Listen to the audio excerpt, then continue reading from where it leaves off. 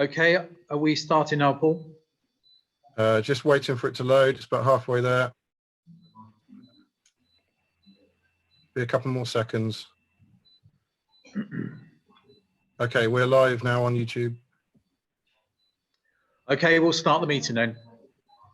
Good afternoon, everybody, and thank you for joining us at our cabinet meeting here this afternoon. We're actually in the Covey room at 1 Angel Square, which is where we hold our cabinet meetings every month.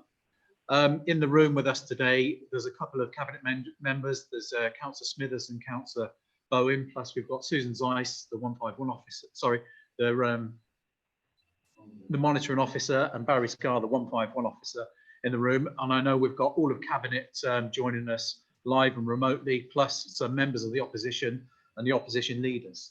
So first of all, I'd just like to make a brief statement and just say that it's, you know, we offer our deepest sympathy to all the families who've lost a loved one at this very difficult time. We offer our heartfelt thanks to all of the frontline staff working to battle against the COVID-19 virus. And I'd just like to remind everyone that as well as the amazing work being done by the NHS and other key workers, many staff employed by local authorities are also on the front line of the crisis and are doing a brilliant job too. And we also offer them our heartfelt thanks. At Northamptonshire County Council, we have over 2,000 people working from home, plus many frontline staff still coming to 1 Angel Square and to other buildings across Northamptonshire, each one performing vital roles. Again, we offer our heartfelt thanks for the jobs they are doing. I'm really impressed with the reaction of Northamptonshire County Council so far, and I've seen firsthand the dedication and commitment of all the staff. Northamptonshire has also had over 12,000 volunteers come forward to support our communities, which is immense. And I thank all of those who have stepped up to the challenge. The power of community is huge, and I'm sure there will be some good come out of all this in the way people and communities have been brought closer together through adversity. I think this bodes well for the future. I'm really proud of the efforts of the people of Northamptonshire, and we know that from data we have access to here that Northamptonshire is adhering to the lockdown, and I thank everybody for staying at home and listening to advice. This is saving lives. We need to carry on for the foreseeable future until advised otherwise from government. Finally, I thank members for their forbearance and engagement during this difficult time. We all have a role to play in our communities, and us here and leading the County Council in getting through this situation, and I thank everybody. Thank you. So before we move on, I just wanted to ask Councillor Scott if you wanted to say something as well. Yes, thank you very much. I also echo the sentiments you portrayed in your speech just there. Mr. Chairman, the coronavirus has affected all of us in many ways, and I pay tribute to all of those in the NHS, the police, and those working to save lives and to service our population here in Northamptonshire and beyond. In particular, I want, on behalf of the Labour Group, to praise our staff and those in the districts and boroughs for the magnificent way they have responded to the demands required of them to keep our citizens safe and well. Those I guess a lot of us are thankful to are the staff and volunteers who have face-to-face contact with the clients in order to carry out their roles. And I trust we're making sure that they are supplied with the correct PPE. It's a very difficult time for all of us. I think we're all trying to do our bit, and I hope we're all standing outside our houses on a Thursday evening, making sure that those in these services know we're very thankful. Thank you. Thank you. I'll ask Councillor Chris Stammer, leader of the Lib Dem group, whether he would like to offer any comments. I would, thanks, Matt. I just want to agree with and echo what both you and Bob have said. I think it's absolutely right that we thank everyone who's working on behalf of us all to keep us all safe. All public servants, all the volunteers who are getting involved. I think as a community, we are really learning who the people are that work in our communities that we really need at this time. And I hope that's something that everyone remembers once this emergency is over. and also the sense of community. I hope that's something that continues, because it's been really noticeable and noted and can only be a force for good. Thank you. Thank you. Okay, so we've got the agenda before us today, so I'll go down. Item 1 is apologies. There are no apologies. All of Cabinet are present. And I'd also like to make a point of welcoming Councillor Wendy Backenbury to her first Cabinet meeting as a Cabinet member of NCC responsible for local government reform. Secondly, notification of requests from members of the public to address the meeting. There are none. Minutes of the meeting held in public and private on the 10th of March 2020. Cabinet, are you in agreement with those minutes? Councillor Bowen? Okay. So Cabinet, can I get an acknowledgement? We'll go around the rooms. Councillor Bowen? Yes. Councillor Naden-Hawley? Yes. Councillor Baker? Yes. Councillor Smithers? Agreed. Councillor Morris? Is Councillor Morris with us? He's got his mute on, Matt. Okay, Councillor Longley? I'm right. Very good. Okay, we just need to. Agreed. Very good. Thank you, Councillor Morris. Can I just say to Paul Hanson that I'm having trouble unmuting people. I don't know if I've got the full permission. But anyway, we'll move on. So we approve those minutes from the 10th of March. Declarations of interest for councillors, if there are any. I know Councillor Baker, did you have any declarations of interest? Yes, I did. I have an item on item 8 on the agenda for Magdalen College School in Brackley. And as members will be aware, I am the County Councillor for Brackley. Okay, Cabinet, I don't think there are any other declarations of interest unless anybody would like to indicate otherwise. Okay, announcements. I think we've covered off announcements in the statements that myself and others have already raised, and we'll move on to the business of Cabinet. So the first item is item 6. So we'll ask Councillor Longley to introduce the item, please. Thank you, Chair. Can everybody hear me okay? Yes, Malcolm. Okay, fine.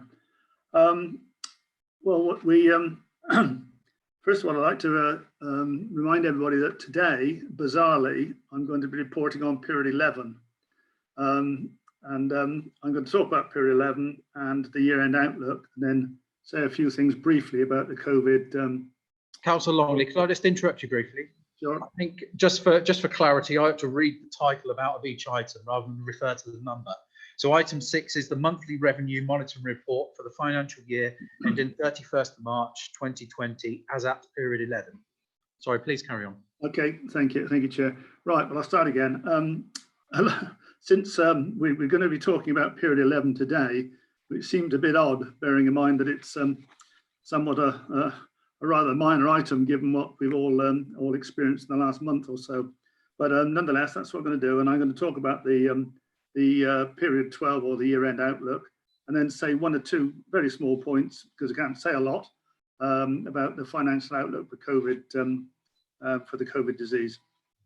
Well, those of you that read the report will see that on page 17, we're now reporting an underspend for the year of 151,000, a minor improvement on last month, and so, but what it's showing is that we're well set for the year end, because if you also look closely at the report, you'll observe that we've actually increased the reserves by circa £2 million.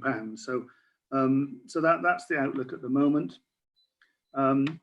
It's very interesting to see that really from the half year since we managed to, or since the children's outlook was balanced, and of course we've had a pretty steady last second half year. So I'm looking pretty good for the year end.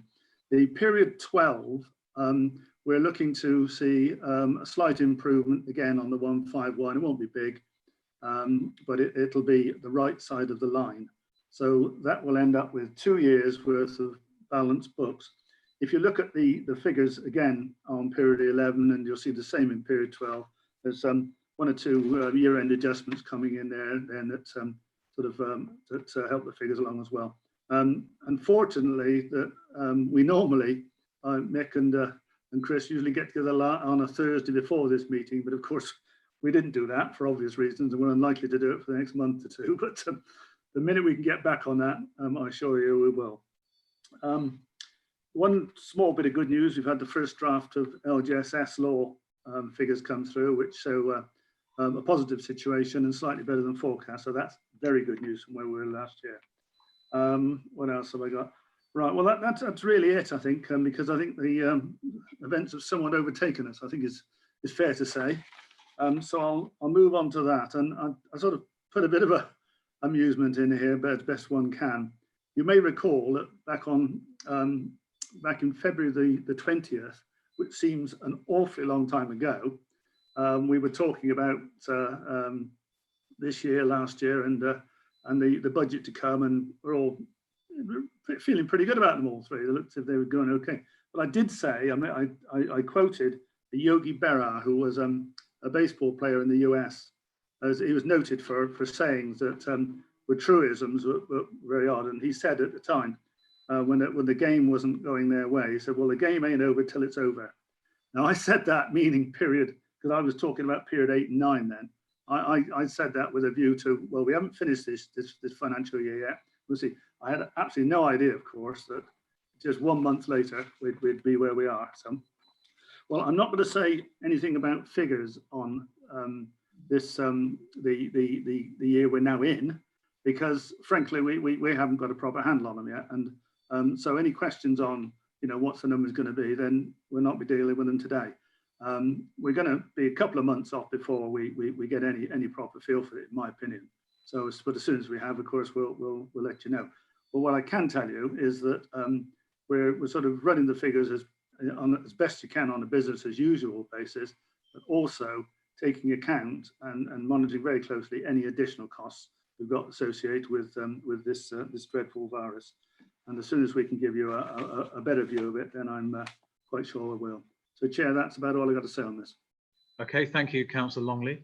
So, as Councillor Longley said, just to remind everybody that we are talking about the last financial year, which is period 11. So, I've got two speakers down. I've got Councillor Stamborough, then Councillor Scrimshaw. So, Councillor Stamborough, would you like to speak now?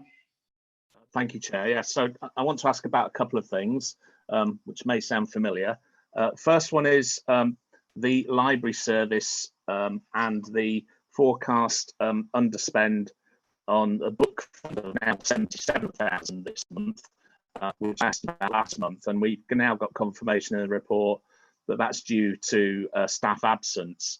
My request once again is, please could you give some consideration to rolling this over into next year, because it's not fair that libraries should not have new books that is their lifeblood just because of staff absence. So in addition to the budget for the current year, the book fund, please give some consideration to rolling that underspend over and using that too. The second one is around the section 38 reserve. And again, I'm interested to know what assessment that the county has made of the total amount that's likely to be needed to put into this reserve. I know we've not put anything extra into it this month. We put money into other reserves instead, but clearly there's a possibility at least that further monies might be needed. So have we made an assessment of what extra might be needed? What does it say? And are Ernst & Young in approval with the approach we're currently taking, please? Okay, thank you, Councillor Stamborough. We'll move to Councillor Scrimshaw. Is Councillor Scrimshaw with us? Okay, I don't think he's on the list. So I'll just ask Councillor Scott if there's anything you would like to ask, as Councillor Scrimshaw isn't here. Councillor Scrimshaw was on the list. I can see him. But I can see him, but he's muted. He's waving. Okay, let me see if I can see him. Can we unmute him? Can you hear me now? There we go. Yeah. Hello. Oh, sorry about that, Chair. That was probably me. Yeah, just to say, obviously the latest monthly financial report shows more of the same, with you know, this year NCC does appear to be on track to balance its budget, despite the £7.5 million in overspend in children's, which of course is still caused by an over-reliance on agency social workers due to, you know, inability to recruit enough staff. And actually this report shows us a further improvement from the last one, which in purely financial terms obviously has to be welcomed. Clearly, though, as Malcolm has alluded to, the elephant in the room is the current national crisis, and presumably that will have an impact in this year's accounts, as well, of course, of adding financial pressure next year and presumably for some time to come. Am I right in thinking the government have already agreed to an extra funding of £17 million, which presumably will be showing up in the 1920 accounts? But that probably, if that's true, that's probably still going to be a drop in the ocean compared to the extra costs Northamptonshire is going to have to face. So can I ask what sort of assurance NCC have received so far about any more funding from government, and when we can expect payments? Will we get any more, or have we had any more for the 1920, for example? I mean, every council in the country is going to have financial difficulties, but because of the unique financial position that NCC are in, we don't have the financial resilience nor the reserves that might normally be expected, and we simply won't be able to deal with the current crisis, although admittedly it's still far too early for us to know what the cost in both financial terms, not to mention the awful cost that will have on people's lives. I mean, longer term, I would suggest the future's even bleaker, with both businesses potentially unable to Councillor Scrimshaw, can I just interrupt here? We're really talking about I appreciate period 11 here. You know, we'll come on to make some comments about next year and the assistance we got from government. Is there anything else you wanted to ask or I appreciate related to the report? Clarification on the money we've received so far, and whether or not the progress that has been made over the last few months is likely to be affected, you know, by the current crisis, because we still have a period 12 to go. Okay, thank you. So before we bring Councillor Longley back, I'll just ask Cabinet if there are any comments. Councillor Bowen has her hand up. Councillor Bowen? Yeah. I just want to say that the question regarding the understand this year and the rollover to next, will be given due consideration, but can't from where they are at the moment, and will be able to do the year end. We couldn't hear that. Couldn't. Okay, let's just try that again. Sorry.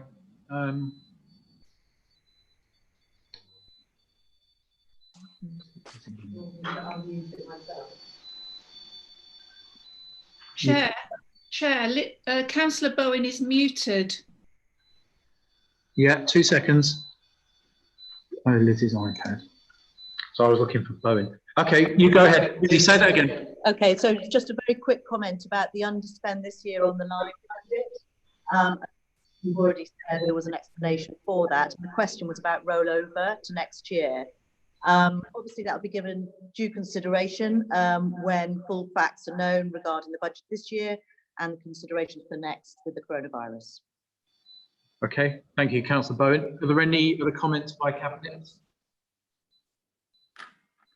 Okay, I'll just make a couple of points before we bring back Councillor Longley. Lizzie, would you be able to mute again? You're supposed to be able to do it. Okay, that's better, thank you. Well, first of all, on period 11, I think as we've tracked all the way through this financial year, it's demonstrated a significant amount of progress. And again, I want to pay testament to all of the hard work by the officers and by the whole council in reacting to this financial year. We knew what a challenge it was at the beginning, and as we approached the end, albeit before the crisis with the coronavirus hit us, we're looking pretty good. So I think all of us who have been involved in this need to take some satisfaction in knowing that this last year, period 11, as we're describing here, there's been some really, really good work done. As regards to some of the comments before Councillor Longley comes in, with regard to the coronavirus and the impact on the council, I've been taking part in lots of conversations with the likes of County Council Network, big leaders group up and down the country. And of course, it's going to have a significant impact on council. We've already received £17 million, literally the week after, I believe, government made the announcement about the extra funding. I think there will be a call for more, but all the channels that are available to us straight into the different departments are being used to make sure that government hear about the call and the need for extra funding and resource to deal with the virus. But I think perhaps in another cabinet meeting, maybe next month or the month after, we can have a specific item relating to the impact of the coronavirus and the effect on our finances and the other services as well. But that's all I'd like to say, and I'll hand over to Councillor Longley. Okay, thank you. Yeah, we can hear you now. Okay. Yeah. Okay. Well, I'll deal with Chris's first, and the library issue. It's surprising that we actually had the money that's available there. So these things are always looked at, Chris. I can't argue specifically on that one, but of course they'll be looked at. And where it'll go, I don't know. We'll see. And excuse me. You're still there, Malcolm? Yeah, sure. Now, as regard the S38 reserve, are Ernst & Young okay with it? To the best of my understanding, yes, they are. And Barry may want to comment on that because he's actually dealing with the auditors themselves. So Barry, would you like to make a comment on that? Can everyone hear me? Yeah. Okay, Barry, I need to.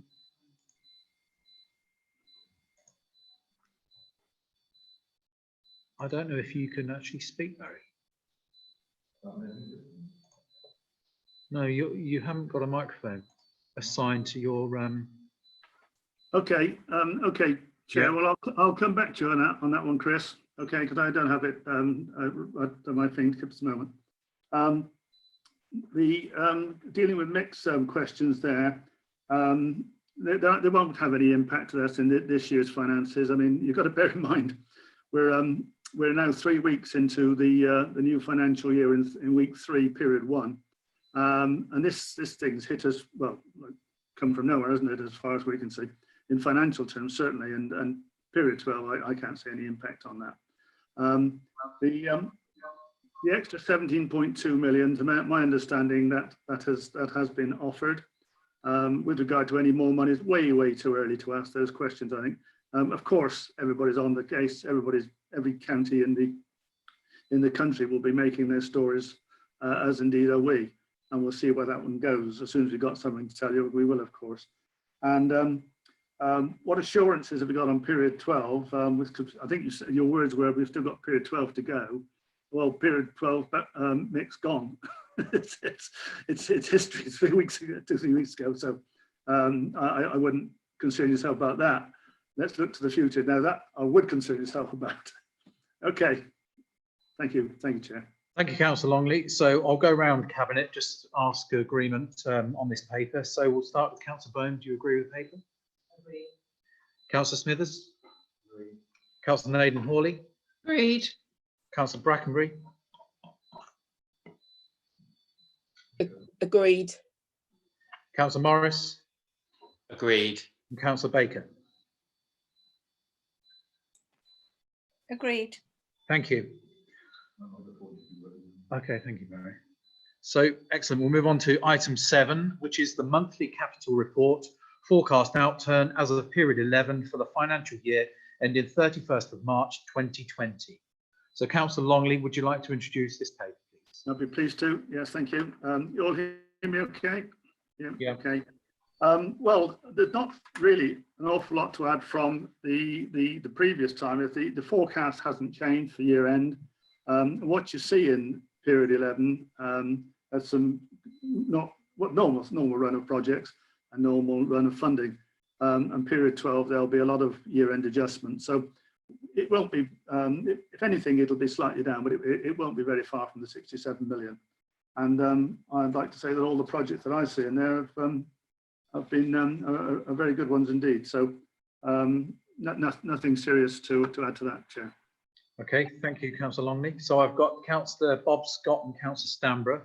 Councillor Scott, would you like to make your statement, ask your question? It was actually not myself, it was Councillor Birch that was on the list. Okay. This. Is Councillor Birch with us? She is with us, Let me just see. but she's muted at the moment. Can we unmute her? I can't see Councillor Birch on mine. Okay, while we're looking for Councillor Birch, we'll go to Councillor Stanborough, if that's okay. Thanks, Matt. Yeah, so what I wanted to ask about was the pothole machines that we heard about last month, and when we expect them to be available and in the county and actually delivering repairs to the roads. My understanding is they're not yet, and I've been inquiring about a particular road in my ward division, sorry, as no doubt other members have been too, and was quite perturbed to hear that there was no funding at this time to carry out larger scale repairs from Kier WSP. I'm hoping that's not the case, but so really question is, when do we expect the new machines to be in the county and actually repairing potholes, please? Thank you. Okay, we'll see if we've got Councillor Birch. Is Councillor Birch? I've got a couple of names, brand new iPad and iPhone. Do we know if Councillor Birch is either of those two? Okay. So let me see if I can unmute. Hi, is Councillor Birch there? I can hear you, Matt. Okay, if you'd like to ask your question and make your statement, please. Thank you. My question really is about the number of schools that we are going to need in the next foreseeable future. At one time, it was something like four secondary schools and a number of primary schools. There are 2 secondary schools here being increased in size, but do we need any more new schools? And the other question, another part of this is about the special schools, because we don't seem to have any special schools coming forward. You know, as soon as they are open, they are up to capacity. We have a huge demand for these. And do we have any academy trusts coming forward wanting to open schools? I have one more question on the Children's Trust, which is a real concern to us at the moment, as the start date is due in July. And as I understand it, that we have an interim chief executive of Children First Northamptonshire, James Thomas, who is now leaving in July to go to Tower Hamlets. And I'd really like somebody to comment on that, because this is something that I didn't know about, nobody in our group knew about. And okay, hang on a second then. This is the paper about the capital report. Yes. So I think we're veering into other territory there. I think all members have got to accept that we're not in normal times here, and I'm sure there will be some information coming out about the trust and updates with it, because of course it's a huge concern for all of us. But we're really talking about the capital report. Yeah. I think the point about schools is valid. I take that. Yeah. Okay. Yeah. It's my only opportunity to speak, Matt. That's why I brought it up. Okay. Okay, thank you. So, Cabinet, are there any other points? Councillor Bowen? There you go, I've done it.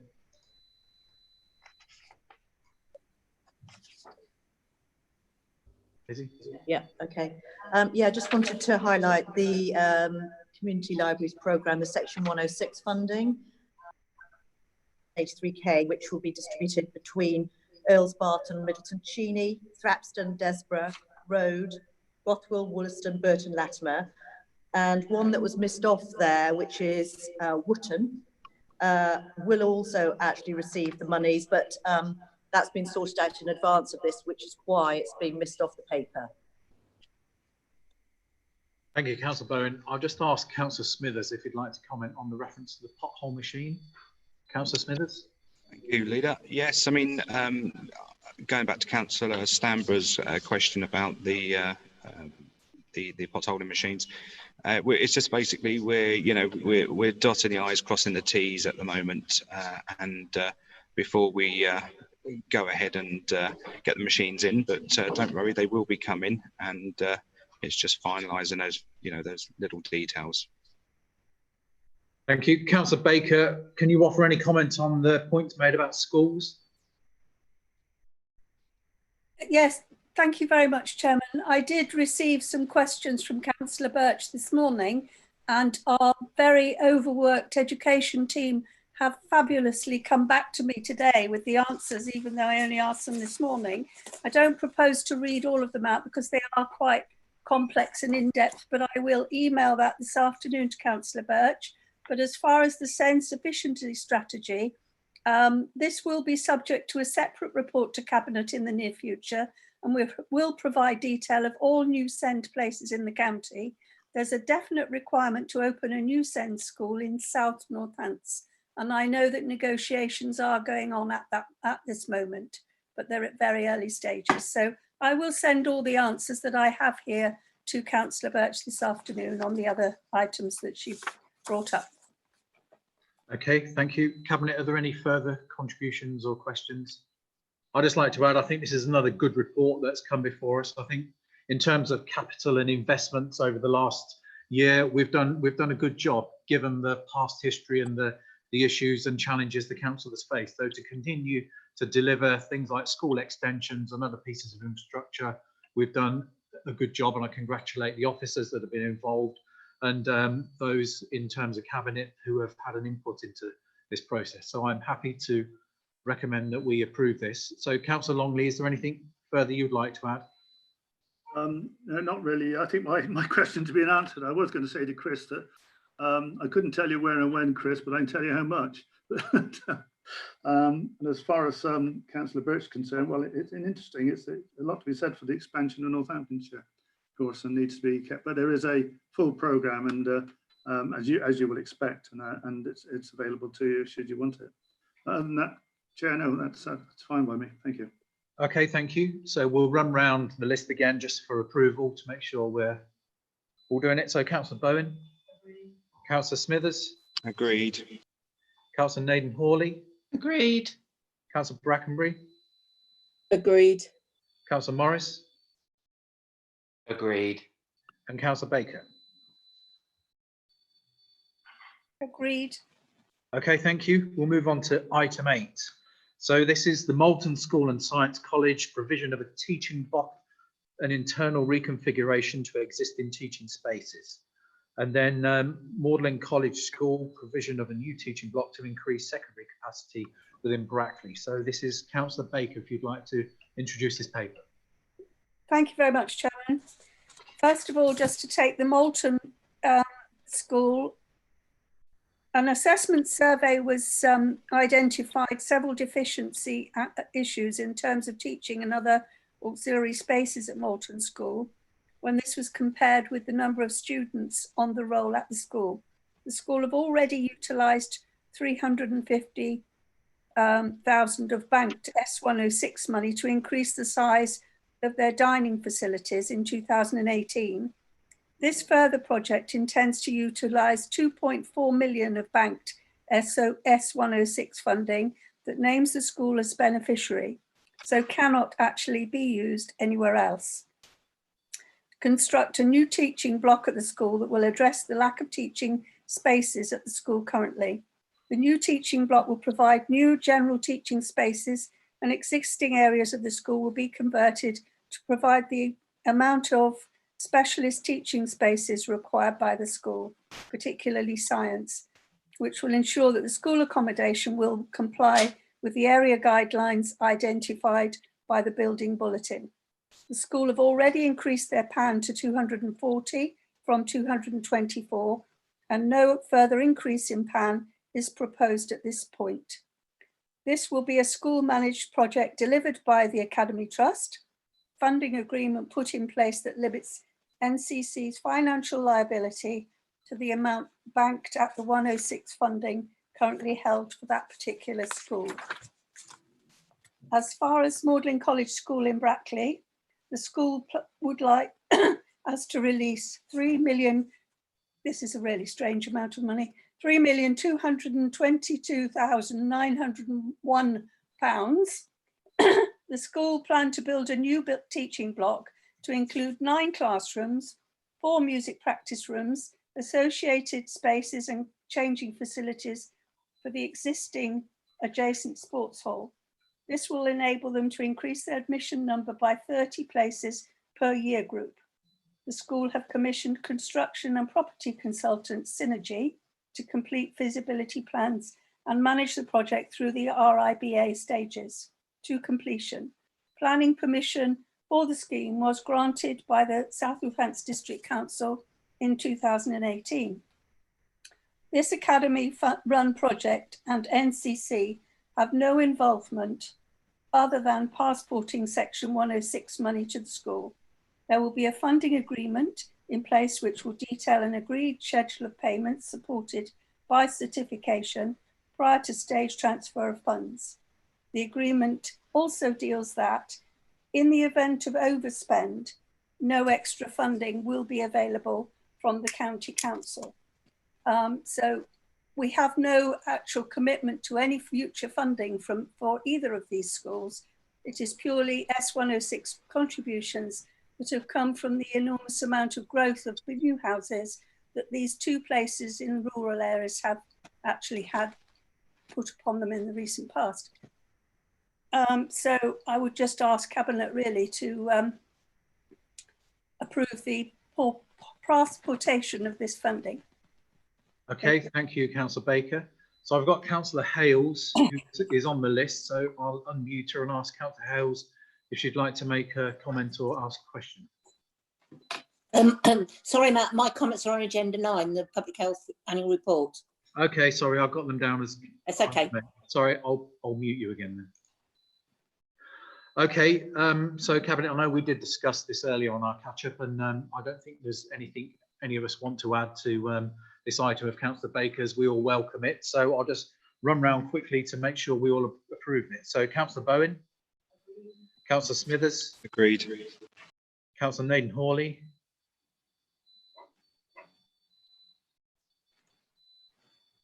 Councillor Brackenbury? Agreed, Matt. Sorry. Thank you. Councillor Brackenbury? Agreed. Councillor Morris? Agreed. And Councillor Baker? Agreed. And can I just take this point, Chairman, to say that the education wing of the Children's Services have been working exceedingly hard just over the last few weeks in order to make sure that schools are available for all those frontline workers and vulnerable children. They have school places available for all of the children that need them. And also, I'm pleased to say that they are on track for the notification of the primary school places for next year as well, just as normal. On Thursday, those notifications will be going out. That's good to hear, Councillor Baker, and well done to all those staff working on those projects. So before we move on, so we'll agree that as item 8. And before we move on to the final item 9, I know Barry Scar, our 151 officer, was having trouble with his microphone when we were talking about finance. So I'll just invite him just to come back on those points around EY and the Section 38 question that was brought up earlier in the meeting. Mr. Scar. Thank you, Chair. Can everyone hear me? Yeah. In terms of Section 38, sorry, we have proposed a methodology to Ernst & Young, and it's been with them for a while, and they say that they can't see any real problem with it. They've asked for a few clarifications on some minor issues, but we think that will be the acceptable way forward into the future. We have set aside enough for what is the future liability based on that methodology, and we will not be topping up that reserve any further. In terms of COVID-19, I'm not expecting COVID-19 pressures to materially alter the 2019-20 financial year, but clearly there will be an impact in 2021. The 17 million grant that we received at the back end of 2019-20, but that will be carried forward into the current financial year. And last week, MHCLG asked for a data collection exercise from all councils nationally so they can assess the potential liability. We will be participating in that exercise, and we await to see the results of that to see if any further grant will be forthcoming.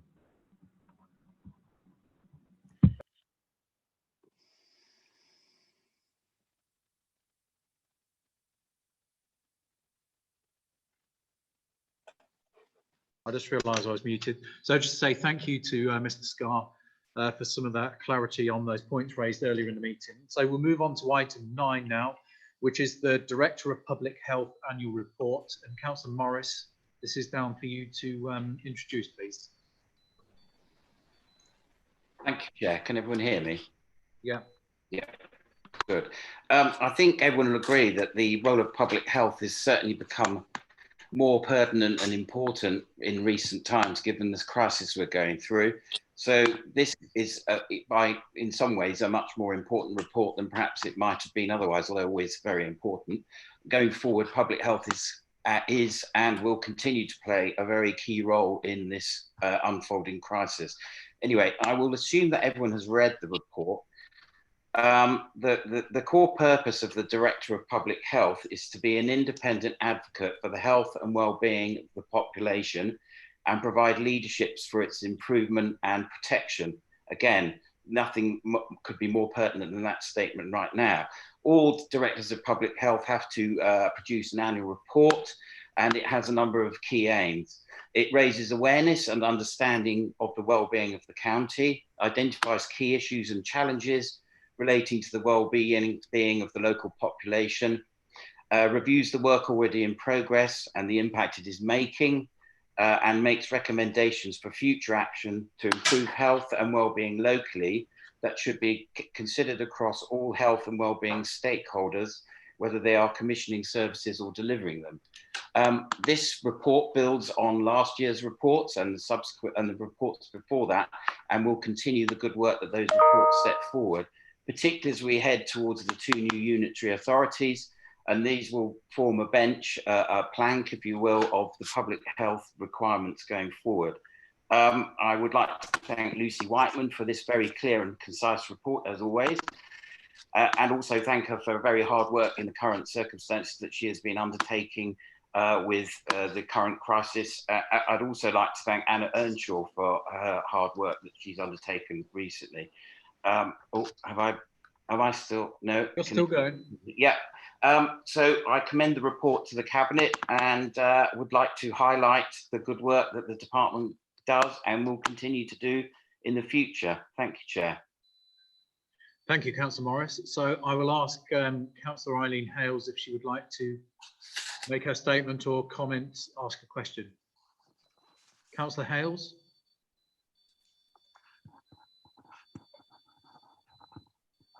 On mute. I've got, there we go. Hi. Councillor Hales. Yes, good afternoon, Matt. Thanks for inviting me to speak. I'd like to say the Labour Group actually welcomes this report. It's one of the best we've actually ever seen. But however, I've got some comments I would like to make on the report. And certainly on page 1670, which is under family, friendlies and communities, there's a figure in there from the police and it just says the stat figures, it's just violence. Is it at all possible for us to have a breakdown of these figures, bearing in mind with domestic violence in this current crisis? But in natural course, I think it always should be there. And then under the paragraph of our surroundings, there is an example of excellent work from the Wellingborough District Council, but it does affect the whole of the county. It's around our parks, you know, and the benefit they make under health and wellbeing to the communities in Northamptonshire is, but how do we enable people in our communities who have got no transport? Because when you look at the stats, certainly areas of Corby and also in Northants and in the rural areas have got no access to these parks, you know, which are a credit to our county. Then under the education and skills paragraph, I'd like to see about home education within there, because we have seen a massive increase of home education within Northamptonshire, and we need to ensure the health and well-being and life expectations of these children are to the greatest extent that we can do. As I know we've got no control over this, but I think we really need to start looking at our home education.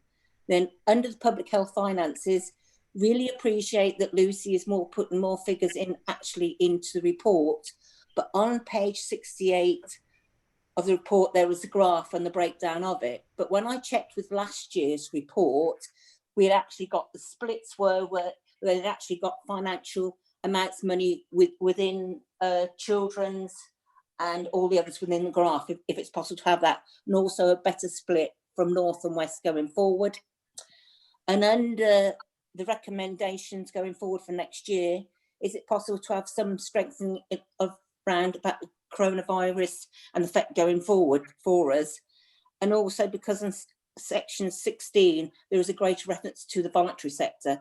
And although we get a lot of praise for some of the staff, I think some of the communities are not getting enough praise going forward, and also the financial impact these charities will have going forward, and the amount of work they're doing, and the amount of communities and people volunteer is absolutely amazing.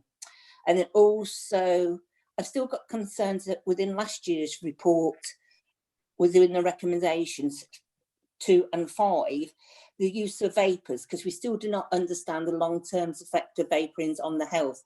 I know we're not encouraging people to take up any cigarettes at all, even smoking whatsoever, but I think there has been some deaths with it, and I still have concerns around the long-term use of vaporism. And then finally, it's the use of acronyms within it. I mean, I worked in health, as you know, and, you know, a lot of them I just understand, but a lot of people still do not understand it. We'd like if we actually had a glossary with the acronyms in, because it's one of the things I absolutely hate within reports. Thank you very much for the time, Matt. Okay, thank you. Okay, I'll ask Cabinet if there are any comments. I've got a couple. Councillor Bowen. Actually, it's already been covered by Councillor Hales. It was the one on page 25 about violence, and the Police and Crime Commissioner is actually fully aware of the stats compared to the national averages and is concerned about that escalation. Okay, thank you. Councillor Brackenbury, did you have a point to mention? Yes, thank you, Chair.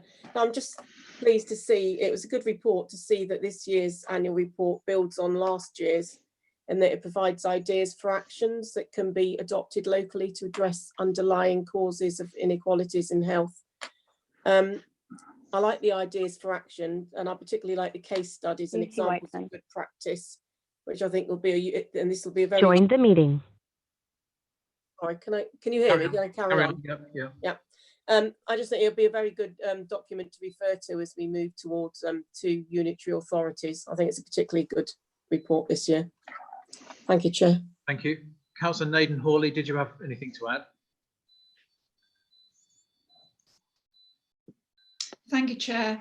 I would just like to reiterate what Councillor Brackenbury has said. It's an excellent report. It's very easy to read. It's full of really good information, and it does add on to the report from last year. I'd just like to say to Councillor Hales, though, that I'll look into the parks issue for you and get back to you as soon as I can.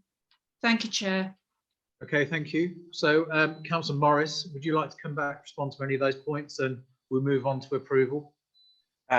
Yes, certainly. I see Lucy Whiteman has actually joined the meeting. I think, can you hear us, Lucy, down there? Shall we ask Lucy to comment? You may want to make a comment. Okay, let me just, I think this might be Lucy. Hi, Lucy, can you hear us? I can't see it. Definitely there, but not to worry anyway. Yeah, she doesn't have a microphone. Okay, yeah. 2 seconds. Stop me. Right, I haven't got any way of bringing Lucy into the meeting. There's no way of her signalling.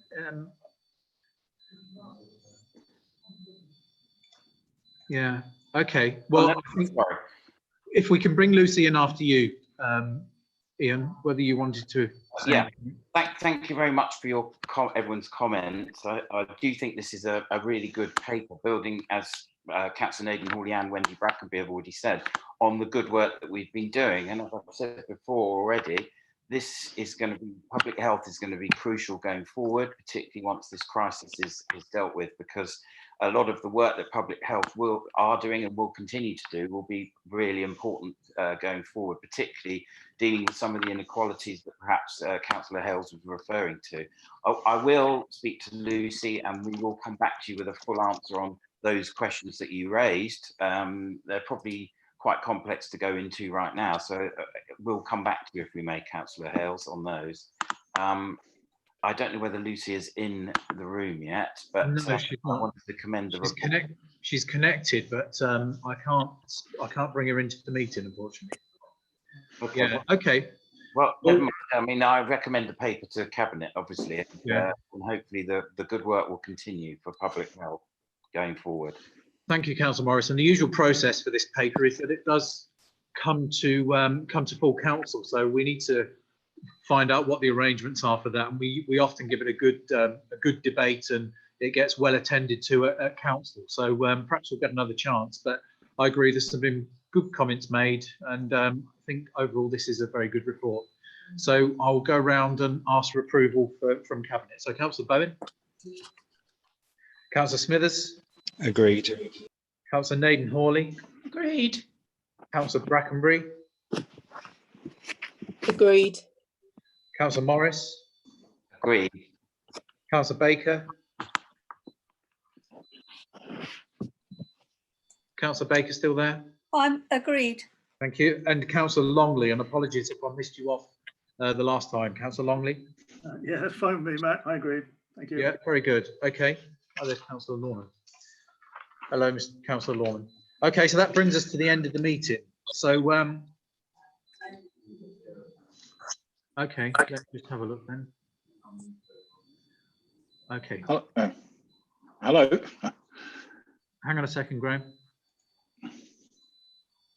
Can So, you hear me at all? yeah, Lucy, Director of Public Health, are you able to offer any comment? I don't know if you heard some of the conversation there about the report. It was generally quite positive, really, and seen as a pretty decent report. So I don't know if you picked up any of the points raised, whether you wanted to comment. Unfortunately, I wasn't able to hear anything. I've had to dial in because the IT have blocked the microphone and the speaker use on my laptop.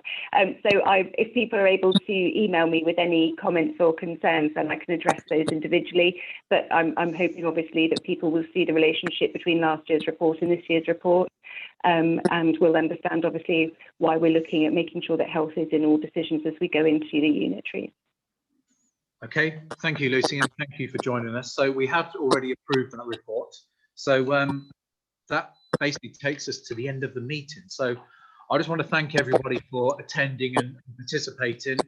It wasn't quite perfect, but this is the first time we've done this. Like many of us have run quite a sizable meeting in this way. So I think there is some more information, things like the point Councillor Birch raised there about information about the trust, and I think we'll have to try and get some of the points that come out of today's meeting in an update. We're trying really hard to keep everybody as updated as we possibly can, and I think the briefings that circulate generally every day are pretty good. But some of the points that have been raised today, we'll try and do our best to come back to people, bearing in mind that officers of the council are working flat out on the response to the COVID crisis.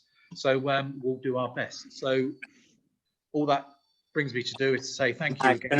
Matt, before you go, and stay safe. Can you Hang hear on, me, Dennis? Can I just say something quickly? Very quickly then, Dennis. Yeah, I have to say I'm very impressed with what's happened today, and I'm over the moon. And I'd just like to thank Paul Hanson, who actually got me onto this, because I'm not very good with the modern technology, and I like to thank him. And also I'd just like to thank the Cabinet and the officers for what they're doing in this difficult time. Okay, thank you. So hopefully that's an endorsement from Councillor Meredith then. And yeah, I thank Cabinet as well, and also thank Paul Hanson, who put a lot of work into trying to get this happen, along with some of the IT colleagues. So on that note, I will close the meeting if that's okay, and thank you. Thank you. Thank you. Thank you.